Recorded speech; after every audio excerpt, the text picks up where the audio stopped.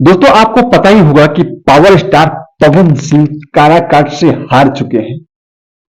सबको पता होगा क्योंकि ये न्यूज निकल के आ गया है। दोस्तों बता दूं कि पावर स्टार क्यों हार गए हैं।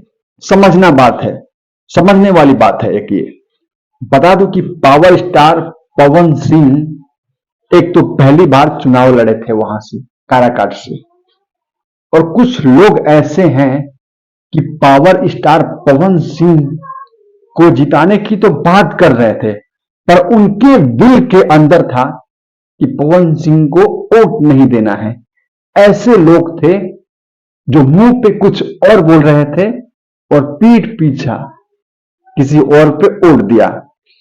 एक वजह यह है कि पवन सिंह हारे हैं काराकाट से। दूसरी वजह बात करते हैं कि पवन सिंह जो है एक मगहिया जवान है, उनके पास जाता है, पवन सिंह के पास जाता है मिलने के लिए कुछ यूट्यूबर, जिसमें बताया जा रहा है कि राजन सिंह मुकुट और बहुत सारे जो काराकाट की जनता, कुछ लोग थे गिने चुने, वो थे, और मगहिया जवान, मतलब 3 लोग गए थे, सम्मानित लोग, मतलब थोड़ा हाई लेवल के लोग थे, मिलने के लिए गए थे काराकाट। लेकिन पवन सिंह से मिलने नहीं दिया गया।